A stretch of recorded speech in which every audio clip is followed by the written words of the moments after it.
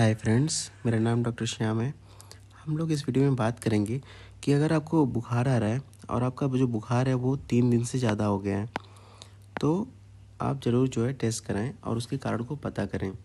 क्योंकि जो viral fever होता है वो नॉर्मली 1 से 3 दिन में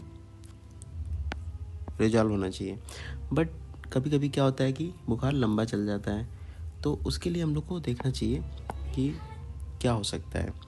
तो बैक्टीरियल इन्फेक्शन भी हो सकता है, तो उसके लिए हम लोग सीबीसी कराते हैं, कंप्लीट ब्लड काउंट कराते हैं। और कभी भी हर बुखार का जो टेस्ट होता है वो आपके लक्षण के अनुसार होता है, ना कि बुखार का जितने जांच होते हैं सब कराना, सब नहीं कराना होता है। तो जो आपका बुखार के साथ क्या लक्षण आ रहा है उसके हिसाब से टेस्ट कराना होता है। तो सीबीसी में जैसे कि टीएलसी देख लेते हैं हम लोग, डीएलसी देख लेते हैं, ठीक है।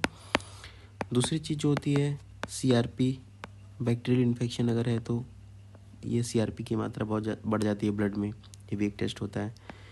और टेस्ट की बात करें तो मान लीजिए कि आपको बुखार है, बुखार के साथ साथ कपकपी लग रही है, ठंड लग रही है, बुखार चढ़ रहा है, उतर रहा है, अब बहुत हाई ग्रेड फीवर है, सर में दर्द हो रहा है, उल्टी लग रही है, तो मलेरिया भी सस्पेक्ट कर सकते हैं। तो मलेरिया के लिए हम लोग एमपी, आईसीटी और स्मीयर कराते हैं। जैसे कि मैंने आपको बताया कि हर बुखार में अलग अलग टेस्ट होते हैं, सारे टेस्ट को नहीं कराना है, आपको वही टेस्ट कराने हैं जो बुखार के साथ आपके लक्षण मैच करता है, वही टेस्ट होना है। जैसे मान लीजिए आपको बुखार आ रहा है, बुखार के साथ आपको पेट में दर्द है या कॉन्स्टिपेशन है, तो आपको टाइफाइड के लिए एक बार चेक कराना चाहिए, जैसे कि आईजीएम टाइफाइड टेस्ट हो गया, ठीक है। मान लीजिए कि आपको बुखार है, बहुत हाई ग्रेड बुखार आ रहा है, सर में दर्द हो रहा है, आँखों के चारों तरफ दर्द हो रहा है, आँखों में पीछे दर्द हो रहा है और साथ में कहीं ब्लीडिंग हो गई या चकत्ते पड़ गए, तो एक बार डेंगू के लिए टेस्ट कराना चाहिए। डेंगू के लिए क्या टेस्ट होता है, NS1 एंटीजन होता है, ठीक है, या आईजीएम डेंगू की जांच होती है, ओके।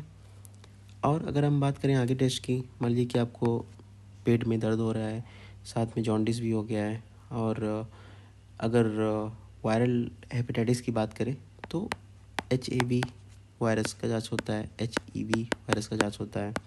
साथ में आप अल्ट्रासाउंड करा सकते हैं पेट का, होल एब्डामिन का, अगर पेट में दर्द के साथ बुखार आ रहा है, ठीक है।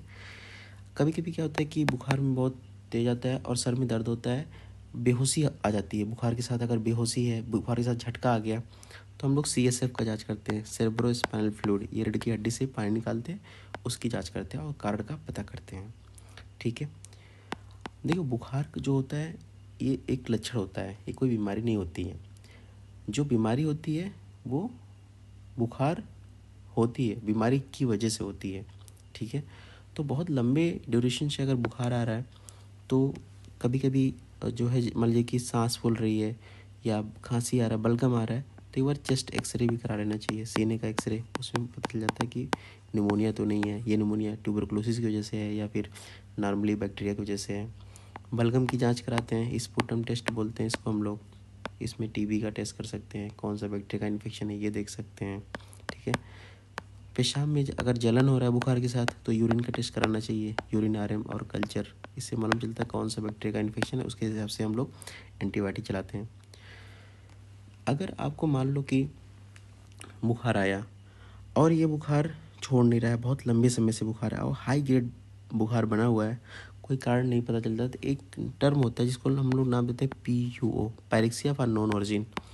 तो इसके लिए बहुत ही एक्सटेंसिव वर्कअप करना पड़ता है। जैसे मान लीजिए कि आपको HIV है, HIV में भी लंबे समय से बुखार आता रहेगा, कार्ड ढूंढते रहेंगे, पता नहीं चलेगा, तो HIV का भी टेस्ट कराना ज़रूरी होता है। अगर बहुत लंबे समय से बुखार आ रहा है, साथ में वज़न घट रहा है, तो ये सब चीज़ें HIV के लिए टेस्ट कराना चाहिए।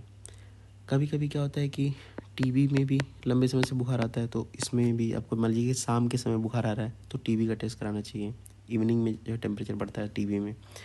कभी कभी हार्ट में जो है इंडोकार्डाइटिस एक नाम की एक बीमारी होती है, उसमें लंबे समय से हाई ग्रेड फीवर आता है। तो ये सब अलग अलग कारण होते हैं बुखार के और अलग अलग टेस्ट होते हैं।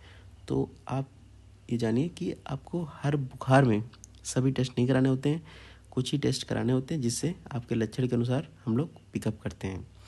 कभी भी अगर लंबा बुखार आ रहा है तो ज़रूर आप डॉक्टर को दिखाएं और अपने सिम्टम लक्षण को बताएं, उसके हिसाब से डॉक्टर टेस्ट एडवाइस करेगा और आपको एंटीबायोटिक देगा। आप क्या करते हैं, मेडिकल स्टोर से जाके दवा खरीद लेते हैं। मेडिकल स्टोर वाला क्या करता है, आपको एंटीबायोटिक दे देता है बुखार के लिए। ये भी आपको पता होना चाहिए कि हर बुखार में एंटीबायोटिक की आवश्यकता नहीं होती है।